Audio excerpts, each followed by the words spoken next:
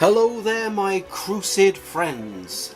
It's time to take a look at the Crusade career of the top-notch band Swingin Utters. Formed in 1963 by the culmination of two popular 60s groups, the Buccaneers and the Shoestrings, the Swingin Utters came about and started putting out their music and albums before we could even get a grip on the damn situation. First released was the album The Streets of San Francisco, featuring a boxing looking type on the front cover, and on the back, phew, we can see what the people of the band actually look like. This got a colour re-release on the popular musical publishing company Fat Wreck Chords a number of years ago.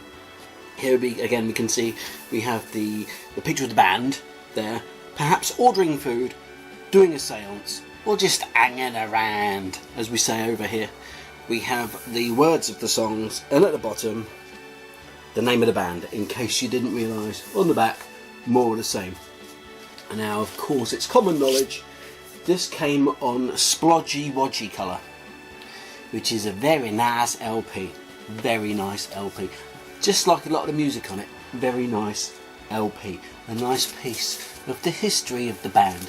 Now, even though the band came together in 1963 after the amalgamation of the aforementioned bands, this album didn't come out until the 1990s. Don't you even know what I'm talking about? But it was followed up. Phew, thank goodness. It was followed up by a second album.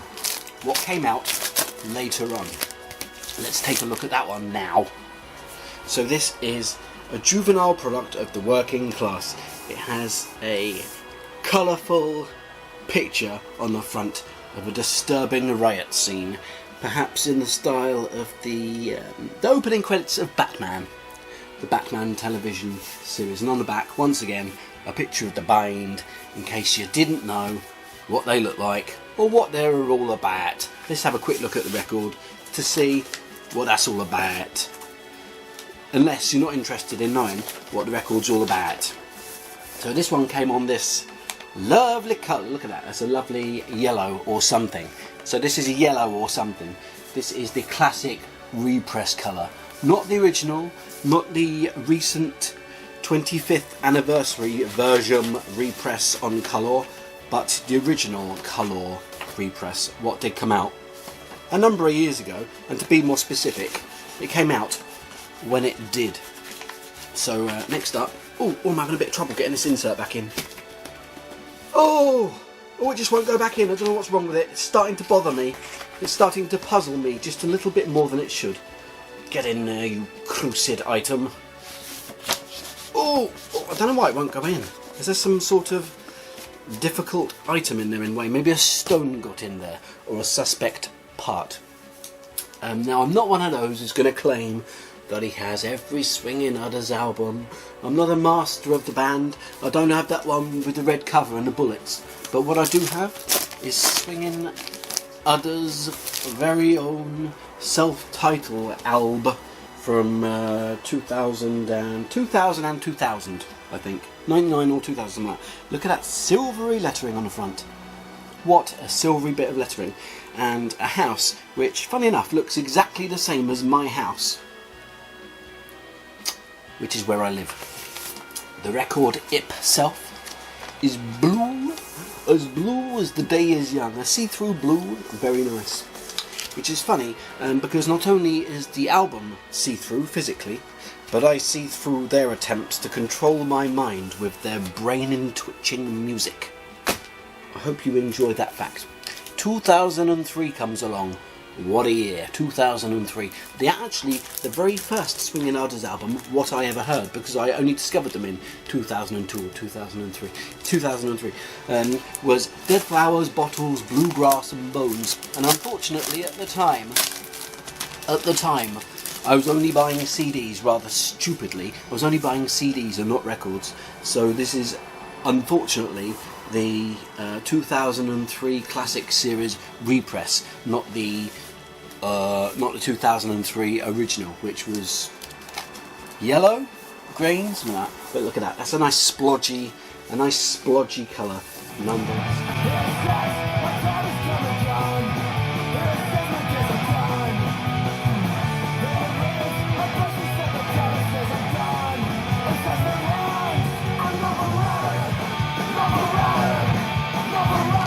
These plastic inner sleeves, which I quite like a lot, because should I drop the record as a whole, should I drop the package, the entire package, in a swimming pool, that plastic cover inside is going to grant it a couple more seconds of protection against the devastating effects of water.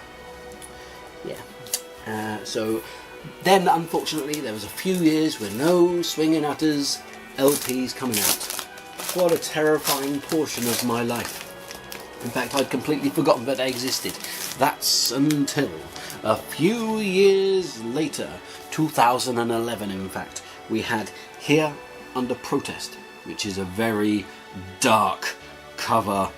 We can see a man here holding what appears to be a mechanical stick, and on the back, the members of the band, now featuring Jack from Dead to Me. A lovely addition to the band. The record inside though, oh, the record inside, let me tell you about that. It's green. It's an okay green, it's quite a fun green. This isn't my favourite Swingin Utters album, but of course it was also a pleasant return to form nonetheless, after all the years of waiting for the Swingin Utters to come back. Now that 2011 was very closely followed up by I don't know why I'm struggling to remember what this is called when it's my favourite, by Poorly Formed, which I freaking love. I love me Poorly Formed. What an album from 2013, just 2 short years later. And luckily 2013 was in the era of record store versions of albums, so I managed to get the store version, which came in a lovely cloudy blue, a lovely sky blue version, so that was nice. And also in 2013, not only did this come out on Fat Records, it was also released on People Like You Records.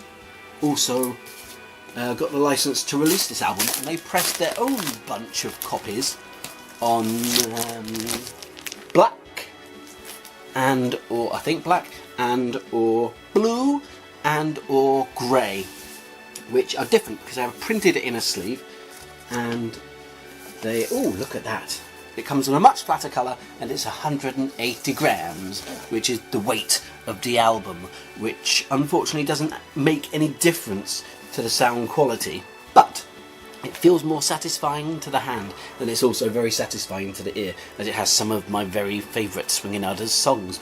I'll just let you in on one which I like a lot, the Fake Rat of Dave Navarro.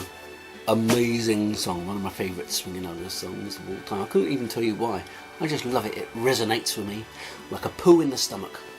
Followed up just 1 year later, let me double check my possibly erroneous fact. Followed up, yes, 1 year later, by Fistful of Hollow. As you can see here, there's actually a photograph of the band members approaching their practice room, and I'm going to practice my room by taking a close look at this freaking record, what came out back in the day. And on the back here, we have a member of the band packing his bag and saying, I've had it with my life, I've had it with this stinking band. Incorrectly, he shouldn't be saying that, that's a bit rude. Inside we have a picture of the band. There they are, all standing around like cheese wouldn't melt. And on this side, more pictures of the band. The record itself, once again, blue. A lovely sky blue with clouds flowing past. The sort of clouds which might hide an attacking alien force or perhaps too many birds, or perhaps it could be hiding a deluge of Swingin Utters records which have become loose from their tethering on the back of an aeroplane, and they're dropping from the sky to land in people's gardens, on people's faces, and also to, unfortunately, clog up mole hills and mole holes. So the moles are going to find it a little bit harder to escape their landly presence. So thanks for looking at me talking to you about some of the old Swingin Utters albums from across time. Take care, guys. Don't forget to swing if you can, and don't forget to suck on an udder if you can. Even though the thought might sicken you slightly, it really is nutritious and heartwarming. All the best, guys. I'll see you next time, unless I don't.